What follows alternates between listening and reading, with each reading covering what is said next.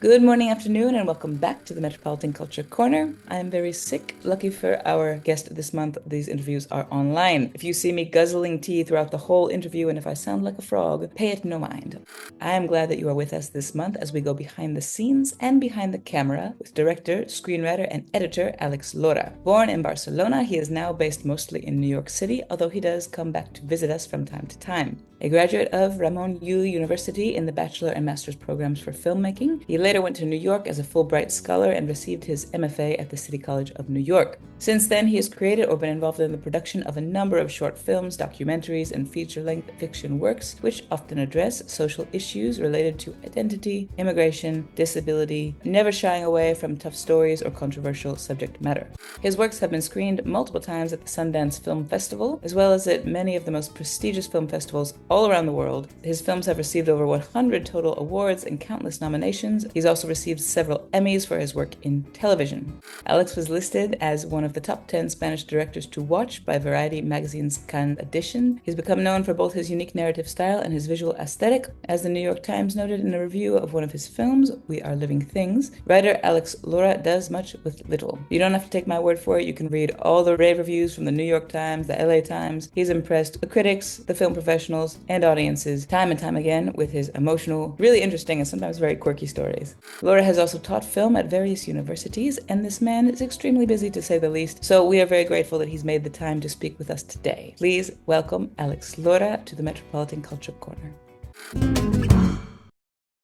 Yeah, I would tell them not to be afraid of doing things wrong, because sometimes that stops us. Sometimes it's the pressure that we put on ourselves what doesn't allow us to go further. It's fine if you do mistakes. You have to keep going. This is a marathon. The marathon is your life, your career. You will always feel passionate about it. And if there is something that happened or even, if you had some bad experiences in the process, I think your passion is greater than that, and you should think about that. And I would also tell them to be a little bit annoying. When I was young, I always thought that I should work really hard, and at some point someone would see me. Someone would say, hey, you have talent, I want to work with you. And it's not like that. Besides being lucky and work hard, you have to go after people and convince them. And that's something that if I could go back, I would start doing earlier.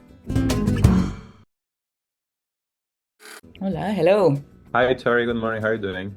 Good morning. You were born in Barcelona, later moved to New York for school. New York and Barcelona are two very different cities, but both are very intense in their own way. How did each of these cities impact your visual senses, how you perceived what you were doing, or did they affect you at all as a filmmaker? Yeah, they are very different, but at the end, when you are working in a project, the surroundings, the context are very important, right? So it's impossible to leave it aside, and then you have to think how the city is gonna impact what you are doing. Depending on the project, it has impacted it in a different way. I remember when I started making short films, one of the short films that started having some impact was Enterrados, and it was about 3 guys from different backgrounds looking for a room in Barcelona, which is housing issue in the big cities. So of course the physiognomy and the shape of the city was affecting the way we were planning the short film, right? And that's very different from The Fourth Kingdom, this feature documentary that I shot with my friend and collaborator Adan Aliaga, that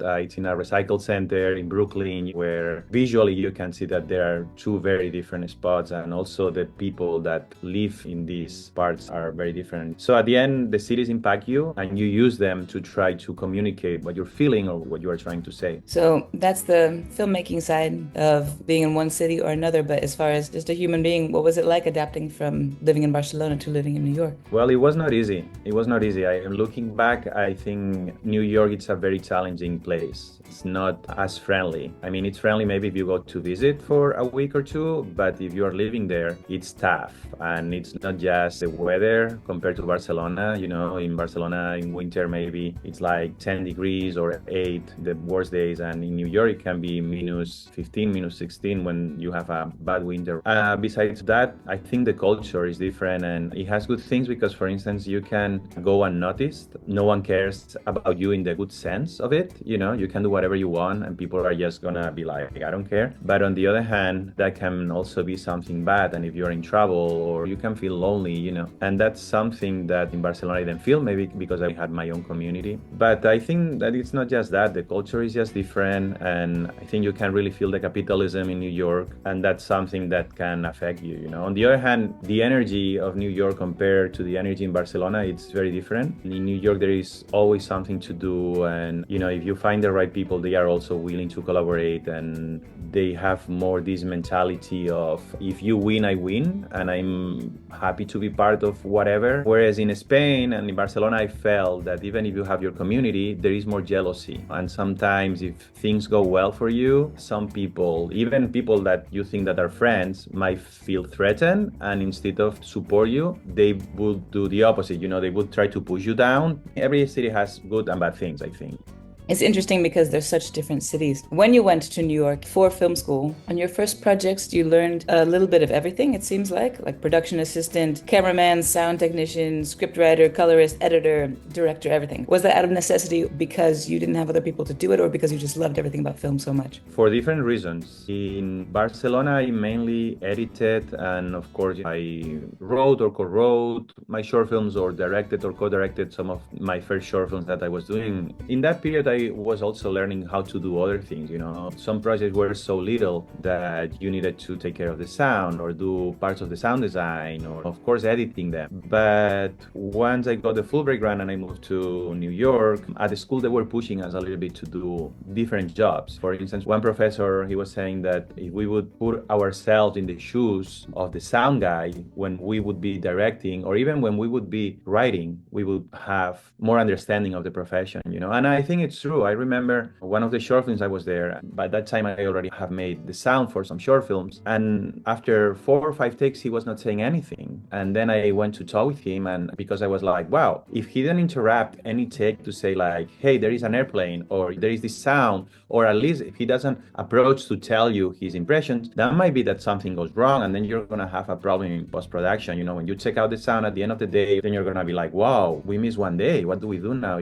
So I noticed that and I went to talk with the guy. I was like, why are you not saying anything? And I was like, oh, because I don't want to bother. It's like, no, it's not about bothering. It's about all of us making the best job we can. And if you think that there is an airplane and you have to cut, you just have to say like, we have to wait, So it's a little example, but once you've gone through all this, or for instance, some people are very reactive or complain about the time that the cinematographers take to light that take, right? But if you've been in that position, you also have to understand that the cinematographer is not doing that to bother to slow down the production. She or he, they are just trying to do their best job, So all these things help to have an understanding and also to communicate with the different departments when you are directing, right? So I think it was a good approach, what the professors were doing. Speaking of your professors, I know that in New York, one of your mentors was Chantal Ackerman, who's a well-known figure in the world of film on an international level. But whether it was someone like her or someone like Adan, who you mentioned was your collaborator on The Fourth Kingdom, of all the people that you've worked with or that you've studied under, are there particular figures who've really shaped the way that you approach filmmaking? Yeah, definitely.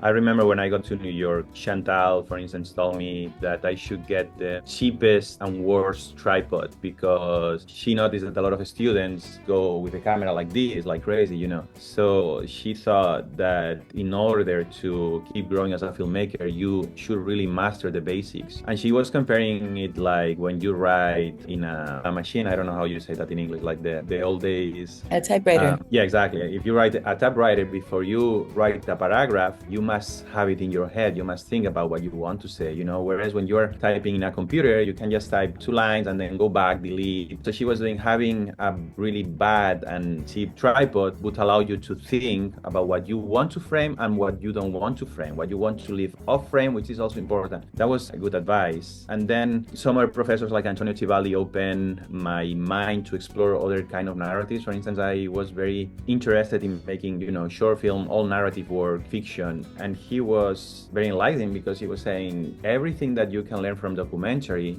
then I'm pretty sure that you can use it to fiction. And for me, some of the best films are the ones that you can feel the truth. And sometimes in that verge between documentary and fiction, you should try to do some short documentaries. And I was complaining, I was like, oh, I don't want to, because one of the first exercises that we had to do was a portrait of someone. And I didn't want to spend the time in going to explore documentaries. So I was like, no, instead of that, I want to make fiction.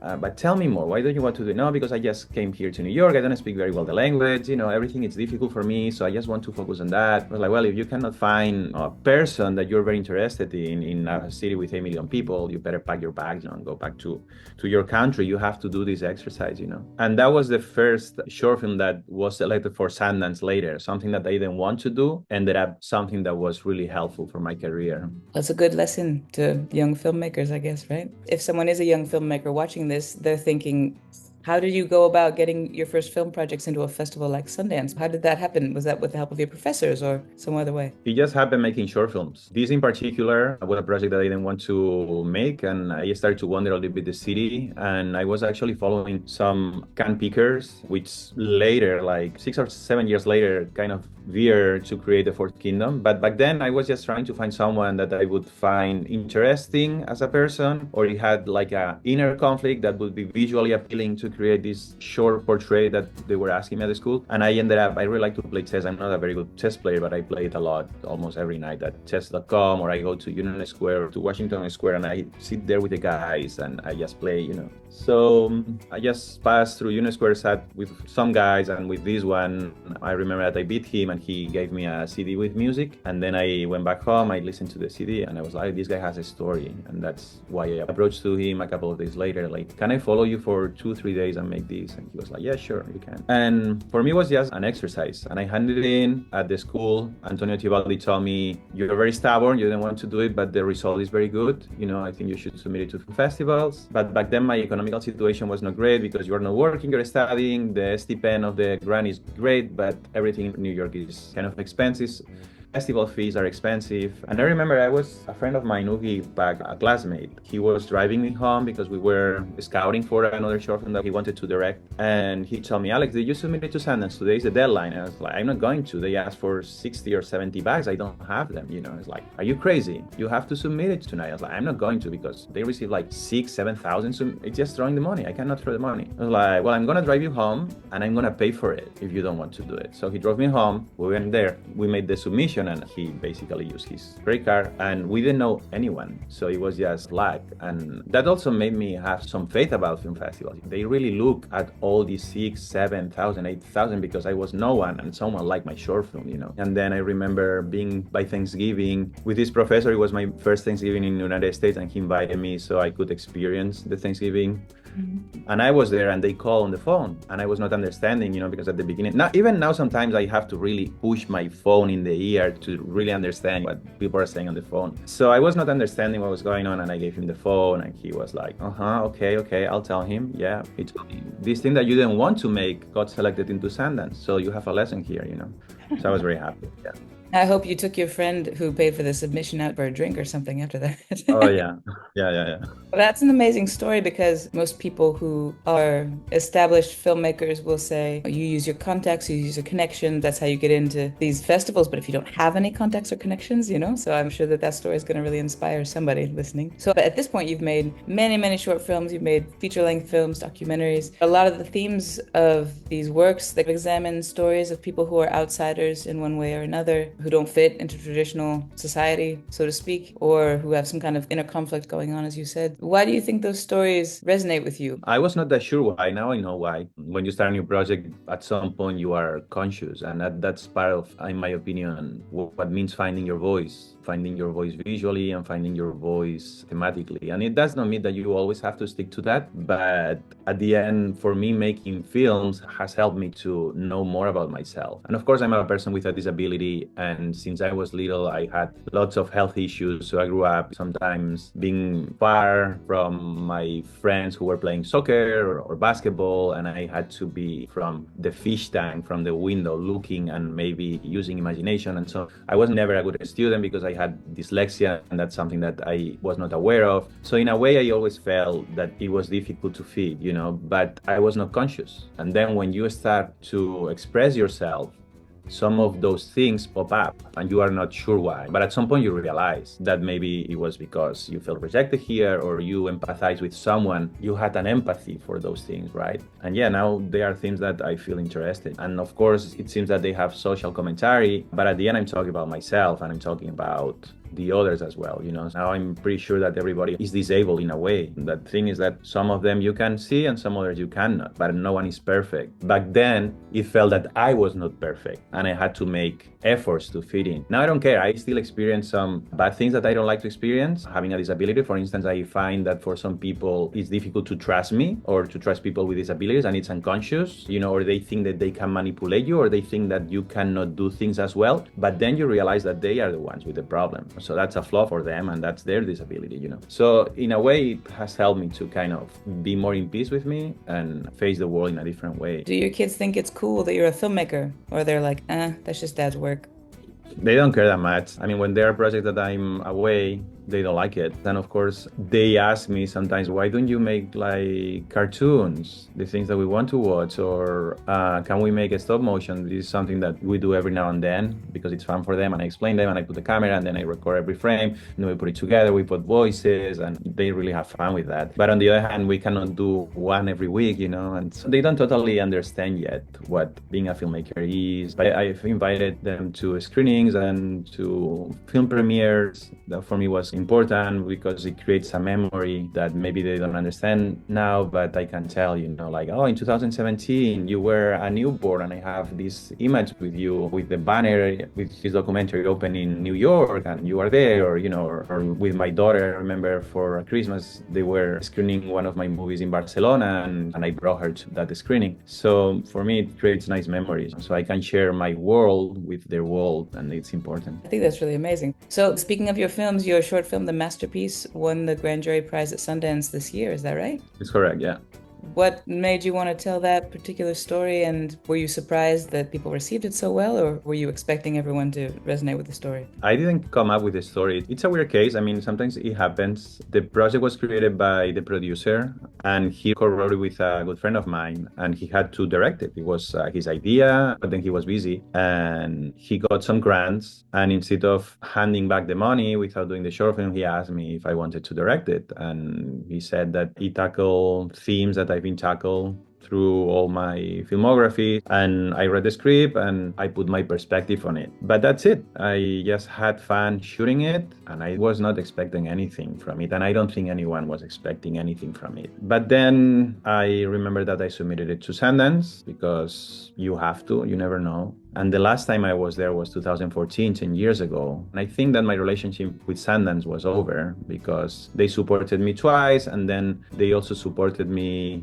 in the Fourth Kingdom with the film documentary grant. But then they didn't select it to the film festival, right? And I submitted a lot more things during the years, and they never selected anything else, just those two short films. So I was like, I'm gonna submit, but I'm gonna get the same outcome probably. So the funny thing is that I made the submission, and then like a month later, Mike Plant, who is the senior programmer for short films, messaged me saying, hey, Alex, long time. You should have told me that you sent your short film. I watched that your name was there and I was curious. And also, I'm very old to learn Spanish. So you should resubmit with subtitles on it. You forgot to add them, So I was like very ashamed. Oh, sorry about that. Let me re-upload the short film with subtitles. Thank you so much for reaching out. And then after that, like a month later, they sent me a message saying, we all love the film. We would like to invite you guys. My hopes were like, it's not gonna go very far. And it's been completely opposite. So I'm happy about that. On the other hand, I have to be very honest, it has created a lot of tensions because it's a project that I was not supposed to direct. And then it creates some feelings here and there, So it's been difficult, but on the other hand, I'm just trying to take the best of it. And I hope that everybody in the team does the same thing. As you mentioned before, the idea of when you win, we all win. That's what I'm saying. Not everywhere, I don't think. It's not the first time. I also felt in other projects, and it's funny, or maybe it's a coincidence, but usually are the ones that are related with Spain. So that's why my perspective, and it's not everybody, is that culturally things go different, you know. And in United States, there is more this understanding of the important thing is the project, and we have to push the project no matter what. And I've also been in that situation. I remember a movie that I wrote, and I wanted to direct or co-direct, and at the end things went in a different path, and I had to step aside of the project. And I also had feelings because it's something that was based on my short film, my documentary, and I started and I had the seat and I started writing it, and someone else joined, and at the end this person is the one who ended up directing it. Of course I had feelings, but on the other hand I was like, the important thing here is the project. It's better to create than leave things in a drawer, and it's part of creation. You know, sometimes there might be disagreements, or you cannot have the same vision, or you would not do things in the same way, but as a team you have to deal with that, and sometimes there are tensions. I think it's very important to work with people you know. This is in my opinion. Everybody will have a different opinion, but I would prioritize people that you get along and you know than people that have a lot of talent, because at the end it's a lot. You learn that trust is something that you cannot buy. It does not matter if you have in your resume that you've done all these works and you won these awards. That doesn't matter. That does not buy the trust. Trust is something that you get working with people or convincing people. And in order to convince people, you have to talk a lot. And when you are on set, you don't have time to talk a lot. Are there any other projects you have coming up you'd like to talk about? I'm working on a feature film that we will shoot next year in Spain. The title is Between the Hammer and the Stone. In Spanish, Entre la Piedra y el Martillo. And it's about the terrorist attacks that happened in August 2017 in Barcelona and Cambrils. Those kids were from Ripoll. I grew up 2 minutes away from La Rambla, and my parents have been living in Ripoll during the last 20 years. So every summer I go visit them there. So when the things happened, we were there in the village in Ripoll. It was something that I think all Spain, all Catalonia, and I didn't know that I would end up making a movie about that. But then when I was editing Unicorns, my last feature, I was living there and I started talking with people. And at the end, I thought about the story of fictionized based on some conversations and some persons, you know, like mixing things. About this guy that has a Moroccan father that kind of abandoned them, and he's been born in Ripoll with a Catalan mother, so he feels that he's Catalan, but on the other hand, his skin color says that maybe he's not Catalan, you know, so he's raised with a little bit of prejudice, and the movie starts when he's 18. He has anger, he does not know why, so he starts exploring his father's side, given that it does not totally fit in the Catalan community there, you know, and he feels a little bit the call of the faith. But the problem is that he does it in the worst place and at the worst moment. There is this imam trying to brainwash kids to make them terrorists. So it's the story of this kid wanting to know more about his identity, his father's faith. Sadly, starts seeing weird things that he doesn't totally understand. So that's the next movie. And that'll be coming out in what, 2026? I think, yes, 2026. Well, we'll look for it for sure. And I really appreciate your time. It's been a pleasure speaking to you. I'm so sorry I don't have a voice. Thank you so much. I really appreciate you doing this, and thank you also for your time. Thank you so much. Muchas gracias, Àlex, for taking the time to talk with us here on the Metropolitan Culture Corner. I love having the opportunity to get to know these incredibly creative people, to hear their perspective on their work and on the world around them. So make sure you look up Àlex Lora's work, short films, documentaries, feature length, whatever your fancy, because it's one thing for me to talk about it. It's one thing for us to discuss it in this interview, but it's quite another for you to witness it firsthand with your own eyes. So look him up, and of course, tune in the first Monday of every month to the Metropolitan Culture Corner for yet another installment of our monthly interview series where we go behind the scenes with one of the bright lights of the local, national, and international creative scene. In the meantime, take care of yourselves. Vitamin C. See you next month.